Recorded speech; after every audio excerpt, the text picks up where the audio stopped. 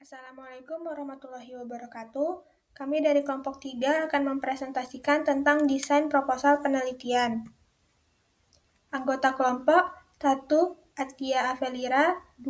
Fitri Ramadhani, 3. Sofi Nur Hanifah, 4. Aflina Rahmatunisa, 5. Dia Fitri Nika. Pengertian desain proposal penelitian. Desain proposal penelitian adalah rencana terstruktur dan sistematis yang menguraikan bagaimana sebuah penelitian akan dilaksanakan. Ini mencakup semua elemen kunci dari penelitian, mulai dari latar belakang masalah hingga metode analisis data. Tujuan utama dari desain proposal adalah untuk meyakinkan pembaca, misalnya dosen pembimbing, komite etik, atau pemberi dana, bahwa penelitian yang diusulkan adalah layak, relevan, dan dapat dilaksanakan dengan baik. Tujuan proposal penelitian merupakan sebuah perangkat perencanaan atau planning tool yang memperlihatkan bahwa seseorang memiliki kegiatan penelitian. 2. Berfungsi untuk meyakinkan orang lain, seperti peneliti lain, lembaga penyandang dana, lembaga pendidikan, dan pembimbing, bahwa penelitian yang diusulkan layak didukung. 3. Memperlihatkan kepakaran dan kompetensi peneliti dalam suatu bidang studi tertentu. 4. Merupakan kontrak di antara berbagai pribadi dan kelompok orang yang terlibat di dalamnya. Jenis-jenis desain penelitian dilihat dari berbagai sudut pandang. 1. Desain penelitian dilihat dari perumusan masalahnya. A. Penelitian eksploratif. Penelitian yang menguji suatu variabel yang diyakini kebenarannya, sehingga menghasilkan penemuan-penemuan baru. Penelitian uji hipotesis. Suatu penelitian yang menguji hipotesis atau pernyataan yang telah ada menggunakan metode-metode tertentu. 2. Desain penelitian berdasarkan metode pengumpulan data. A. Penelitian pengamatan. Metode pengumpulan data di mana peneliti mencatat informasi sebagaimana yang mereka saksikan selama penelitian. Proses pengamatan terdiri atas 1.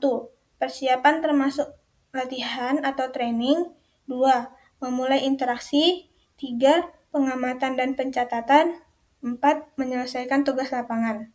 B. Penelitian survei. Metode pengumpulan data dengan menggunakan instrumen untuk meminta tanggapan dari responden tentang sampel. Pada dasarnya, survei terdiri atas 1. Wawancara, 2. kuesioner. 3. Desain penelitian dilihat dari pengendalian variabel-variabel oleh peneliti. A. Penelitian eksperimental. Penelitian hubungan sebab akibat antara variabel-variabel penelitian dengan melakukan suatu proses percobaan untuk mendapatkan hasil yang presisi. B. Penelitian ex post facto. Suatu penelitian yang telah diteliti sebelumnya, sehingga data-datanya dapat dilacak kembali melalui kuesioner atau dokumen-dokumen yang relevan dengan penelitian tersebut. 3. Desain penelitian menurut tujuannya. A. Penelitian deskriptif. Penelitian yang digunakan untuk memberikan penjelasan yang objektif, justifikasi, dan evaluasi sebagai bahan pengambilan keputusan bagi yang berwenang dari suatu fakta atau kejadian yang sedang terjadi. B. Penelitian komparatif. Membandingkan suatu permasalahan yang sama pada suatu objek yang berbeda. C. Penelitian asosiatif. Menganalisis hubungan antara satu variabel dengan variabel lainnya atau bagaimana suatu variabel mempengaruhi variabel lain. 4. Desain penelitian dilihat dari lingkungan studi. A. Studi lapangan. Penelitian yang dilakukan melalui proses pembelajaran secara langsung atau dapat juga dilakukan dengan menggali pengetahuan dari orang yang ahli di bidangnya. B. Eksperimen lapangan. Penelitian yang proses pengujian data yang diteliti dengan melakukan suatu percobaan sampai mendapatkan data yang akurat. C. Eksperimen laboratorium. Untuk mendapatkan kebenaran dari penelitian, maka suatu variabel atau data-datanya harus diteliti dengan memanfaatkan fasilitas laboratorium sebagai sarana pembantunya. Kerangka proposal penelitian. 1. Judul proposal penelitian. Judul harus diringkas dan informatif.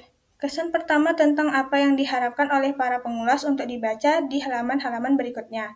Ada dua jenis judul. Satu, judul yang bersifat indikatif, menyatakan sifat penelitian. Dua, judul yang informatif, menyampaikan pesan penelitian. 2. Abstrak atau ringkasan penelitian. 1. Terbatas pada satu halaman. 2. Soroti tujuan dan pentingnya proyek yang diusulkan. 3. Uraikan singkat tentang metode, mencakup subjek, prosedur, dan metode untuk analisis data. 4.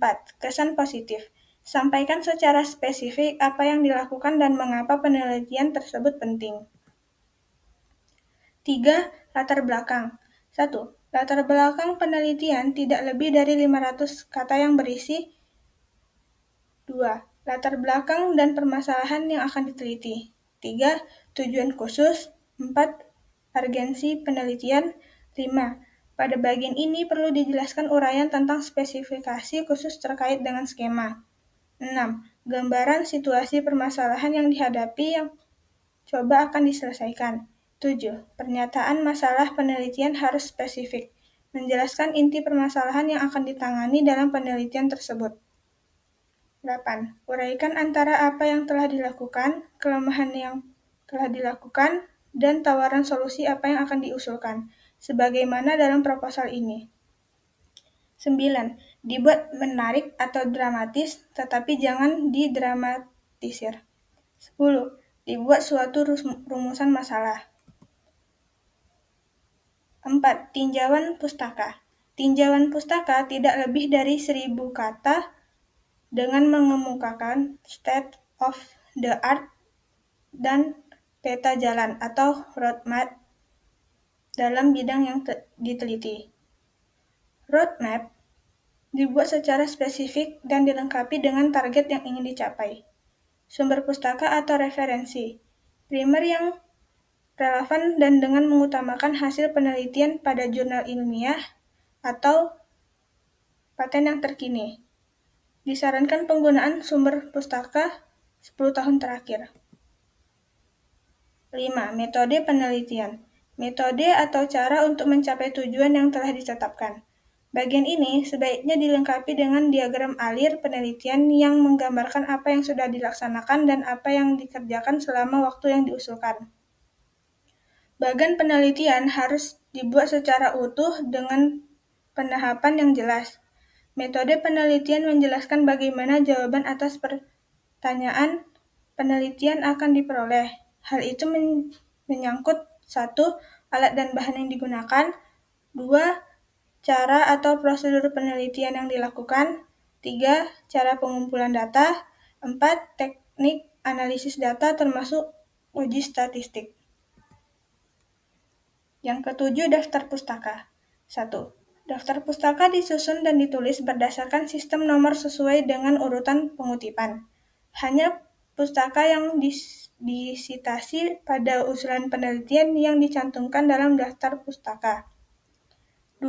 Sangat disarankan untuk menggunakan perangkat lunak seperti EndNote, Zotero, atau Mendeley.